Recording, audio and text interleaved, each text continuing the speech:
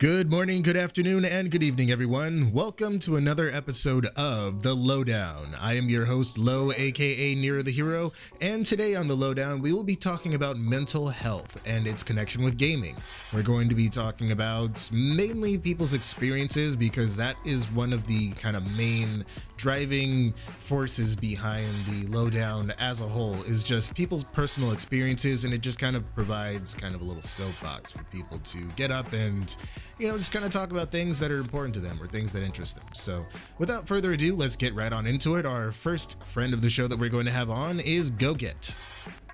Hey GoGet, you're on the LoDown, so what do you got for us? Is there a connection between mental health and video games? To be completely honest, there is. Not in a negative way, more in a positive way. It is not the way that people try to portray it in media. It is not negative in any shape or form. Can video games be effective in treating disorders such as depression? Yes, it can be, because it releases endorphins, which is just the chemical in your brain which causes happiness. So it could, in theory, be used to treat depression. I don't have any studies to point to, but in theory it could. I'd share a story, but I don't feel like getting into my personal life. I don't get into it on YouTube. All right, I guess that's it. Short, sweet, and to the point. So he does bring up a few good points here. There are studies out there showing how video games are used to effectively treat depression. And not only that, but video games also make you smarter. They help you to develop critical thinking skills, prioritization, things like inventory management, other stuff like decision making, reaction time. All of these things are linked to video games. It's kind of like I don't know, you ever seen like in X-Men or something, how they're in the danger room running the simulators and things like that? It's kind of like that in a way. It's sort of like exercising your brain to be able to react and plan and think accordingly, just depending on the situation. Because, well, we all know video games put you in situations like that, whether it's a single player game or a multiplayer game where you're having to it's basically kind of like mental Olympics with other players out there. So it kind of forces you to sort of just access as much of your brain as possible and to just, make the most of your decisions and all that kind of good stuff. Anyways, there'll be some links in the description below containing just various informations, a couple of studies, some articles, opinion pieces. So feel free to peruse those at your leisure. In the meantime, let's keep the show rolling with our next friend of the show, Aztec Zero. Hey Aztec, welcome back to the show. So what have you got for us? So the topic for this week's LoDown is video games and mental health. And I'll try my best to keep my thoughts on this very brief. As someone who has actually struggled a lot with depression and anxiety since I was very young, I always found that video games were a very nice escape, or a very nice way to cope with that anxiety. Just like the daily grind of going to school and just being under that immense pressure constantly. The best way to actually decompress was at least for me, was to come home and just dive into some kind of fantasy world or science fiction world, or just any kind of fictional, a very immersive setting. That's why when I was younger I played mostly single player games. It was very fun for me to just kind of get super immersed into Resident Evil 4 or GTA San Andreas, or when I got into high school, World of Warcraft, stuff like that. To me, video games play a really important role in helping some people kind of maintain a healthy state of mind. Some not everybody is willing to actually go get help. And I feel like gaming is a pretty good hobby to try and keep these people fairly stable. And I know some people might think that's bullshit just because certain mass shooters, they were gamers. But I think they are the exception, not the rule. And I think the general rule is that being so immersed in games can be a very, very healthy way for you to cope with mental illness. But those are just my thoughts. Peace. All right, Aztec, thank you once again. Always got some good stuff to share when you come on to the show. So yeah, I'm actually I'm right there with you, buddy. I used to have a lot of anxiety, and I had some depression here or there too. You know, that's one of the things about depression is that no one has really never not been affected. Never not. Is that a double negative? That might be. Anyways, you get what I'm trying to say. No one out there has. There's very few people out there who have not been affected by depression in some way, whether they have gone through a depression themselves, whether they know somebody or care for somebody very deeply who is going through a depression. So it's definitely one of those things where it manifests itself in many different ways. And for that reason, I feel like there's many different ways in order to go about treating it, or as Aztec said, to kind of cope. So yeah, I remember just in high school, I wasn't the coolest kid. I mean, I'm gonna say it now. I wasn't the coolest kid. I'm not now. Even now that especially now that I'm an adult, I'm definitely not a cool kid. But anyways, yeah, I definitely had my low points, and just getting into a video game or something like that, something single player, something that just had like a really interesting world around it, interesting lore, stuff like that, just being able to just dive in and explore something like that. It not only helped me to sort of escape from reality, but it also kind of helped me to sort of think about it kind of helped me develop a thought process whenever I was not feeling at 100%. Now, what I mean by a thought process, it essentially, whenever I felt like I was in some sort of depression or something like that, I would always try to figure out what I was feeling exactly and why I was feeling it, what exactly happened to make me feel that way. And then most importantly, once I figure all those sort of things out, I start thinking about what can I do in order to pull myself out of this. A lot of the time when, something bad happens in your life or whatever, a lot of the time you just need to just be sad about it, and I don't know. Yeah. Sometimes the best solution to something that makes you sad is just allow yourself to feel sad, especially if it comes to something like a major life event, like losing somebody you care about, because we've all lost people that we've cared about, and we all will lose people that we care about. I'm not trying to sound like a downer or like a nihilistic or anything like that. It's just one of those facts of life. And the sooner or the most effective, if you can figure out an effective way to sort of carry yourself through these sort of events in your life, then you will be all the better for it, because then you're just not allowing yourself to sink into your depression and just not doing anything about it. Because there was one thing that I believe it was on a TED Talk, and there was a gentleman, he was talking about depression, and he said, depression is not a lack of happiness, it is a lack of vitality. So by vitality, he meant, the willingness to live, the willingness to be alive and just experience things. And, a lack of vitality doesn't necessarily mean you don't want to be alive anymore. It's just, you're just sitting there and not doing anything. And yeah, and a lot of the time when I would feel depressed, I would hop into a game and kind of give myself this time to process my feelings. And like I said, just try to come to a solution, or just, if nothing else, just allow myself to feel sad while I'm playing this game. And then usually by the time I'm done playing the game, or if it's some game that I've been trying to beat for a long time and I've beaten it, then it kind of gives this sense of accomplishment. I know it doesn't really mean a lot in the grand scheme of things, like boom, little achievement pops up, but still, it's one of those things. Gaming is a hobby just as much as any other hobby is out there, and gaming is just so many different things. But anyways, I'm starting to ramble a little bit. We should probably keep the show moving. I just kind of wanted to just divulge a little bit of my 2 cents. So yeah, I just wanted to make sure we get everybody in before we run out of time. So yeah, let's keep things moving along. Our next friend of the show is going to be Beatmaster AC. Yeah, well, I always like having him on. I love hearing that thick German accent of yours, buddy. So yeah, so what do you have for us this time, Beat? Hey Nero, it's cool to be here again. In my opinion, yes, there is a connection between mental health and video games.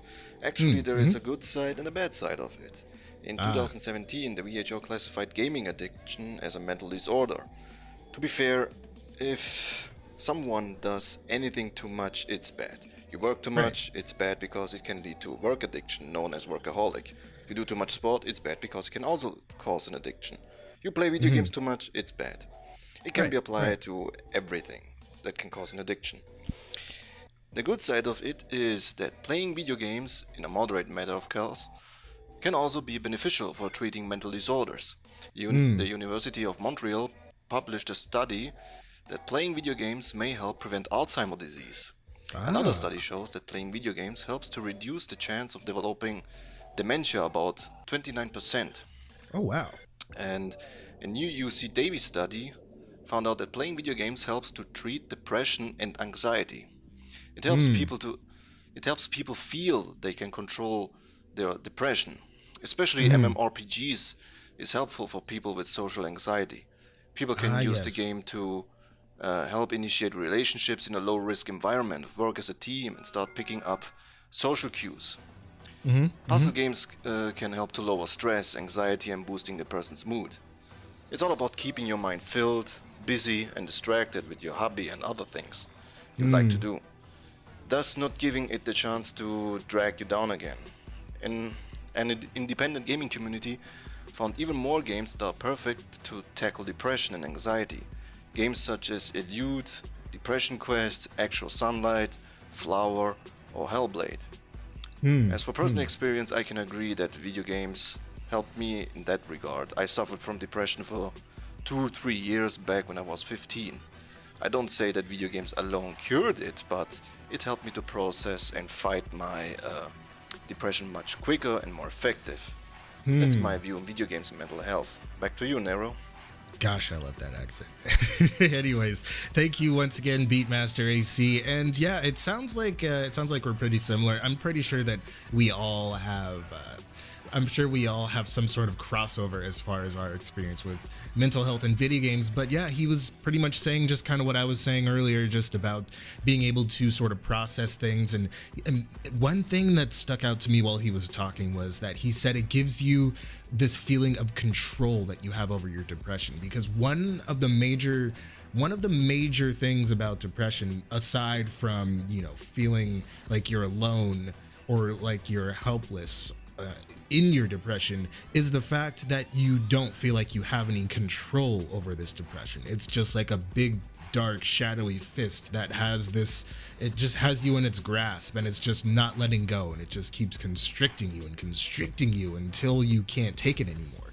So yeah, so sorry if that was a little descriptive, but it's, I don't know, sometimes that's how I view my depression. It's just like this big shadow is just trying to just like smother me or something like that. But anyways, yes, one of the major things is just the feeling of lack of control over your situation. And video games give you control. They give you just that. So these, like the open world games, the MMOs, you have full control over how you interact with this world, and how, for the most part, how your experiences go. You know, not including RNG or numbers generated in the background or anything like that, but still, it gives you that level of control over your depression, so you can proceed forward, and so you can, you know, you don't necessarily have to conquer your depression all at once, but it's not a race, it's a marathon. Or not, it's not a battle, it's a war, I guess, is a better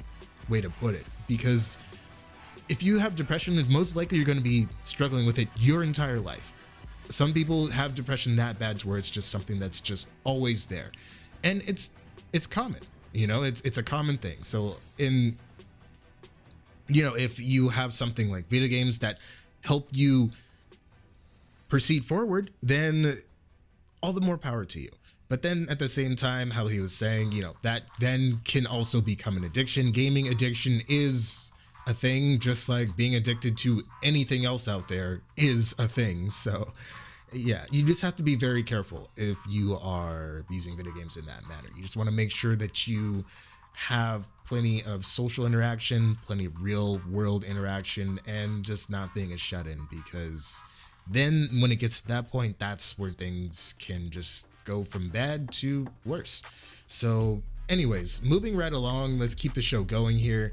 Our next friend of the show, let's see. Oh, we actually have a very special guest. I was actually really excited when he decided to submit something to this. We actually have Brimstone from the Game Talk podcast. I'm not sure if that's still a thing. I think it is, maybe not. Who knows? But anyways, yeah, I just wanted to, I reached out to him at some point, and yeah, he decided to submit something for the show. So yeah, let's hear what he has to say. Hey Brimstone, thanks so much for being on my humble little show here. So what have you got for us? What are your kind of thoughts on mental health and gaming? Hey Nero, thanks for having me on. Of course. Today we're going to talk about video games and the effects they have on mental health. As we know, there are many mental health issues that fall upon a spectrum, or are a particular type that involves more than one mental instability that requires special circumstances to treat, right? Mm-hmm.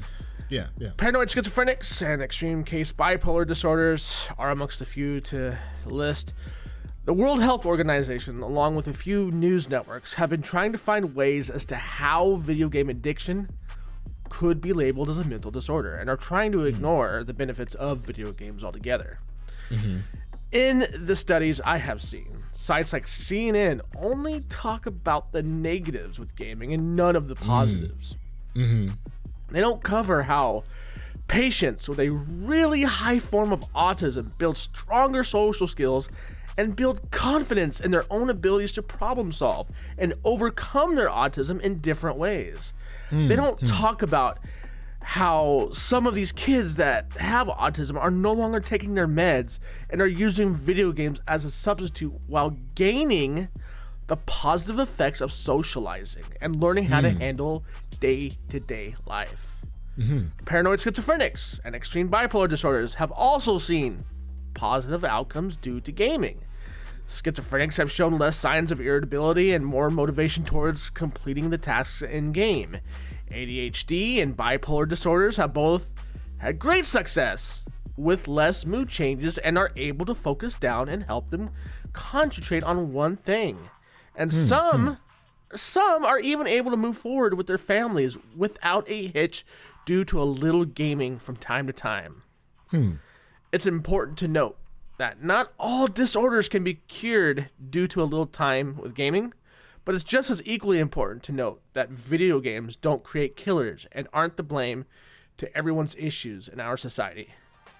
School shootings and armed robbery, these aren't products of video games. These are just products of very, very bad people. It's also important to note that video games, if used properly, can help people through their mental disabilities. Coming from somebody who was born with ADHD, I could firsthand tell you that it has helped me in my life in a very big way. As a small child, bouncing off the walls, telling teachers off, screaming, being absolutely unruly as a child, I could tell you that video games helped me out dramatically. I wasn't taking any more of the medications they were giving me. I wasn't on these extreme high doses of lithium, because back in those days, the lithium trials were very real, and I was a part of them as a child. And I'm going to tell you, as somebody who got stuck taking that stuff, I no longer had to take anything after that. After I discovered that video games were something more or less that could help me, and it helped me buckle down on my schoolwork, it helped me focus, it helped me learn how to focus. And that's the important part. It could be a tool to aid somebody into learning things. But anyways, I'm gonna go ahead and give this back over to Nero. Again, Nero, thanks for having me on. Awesome. Thanks so much, Brimstone. It's a pleasure having you on the show. So yeah, I mean, there you have it, folks. I mean, you got personal experience from quite a few different people, and yeah, we're all just kind of saying the same thing. First of all, just disclaimer, none of us are experts on mental health or anything like that. We're all just people who have had some experiences, and video games have helped us out dramatically with them. So again, I'm going to try to do as much research as I can just to pull up some really good sources for you guys. So they'll be in the description below. So feel free to check those out after watching the video or listening or whatever. Yeah, and I think that's gonna call it. I'm gonna call that a show. So I just wanted to thank you guys all once again for joining me, and I sincerely appreciate you guys just clicking on my videos and just listening to us ramble on for, hopefully under 30 minutes at a time. So yeah, so I'm gonna get out of here, and we'll see you guys on the next one. And until then, take care of yourselves and each other. Do something heroic today. Game on, and demand something better out of life. This is NeroTheHero signing out. Peace.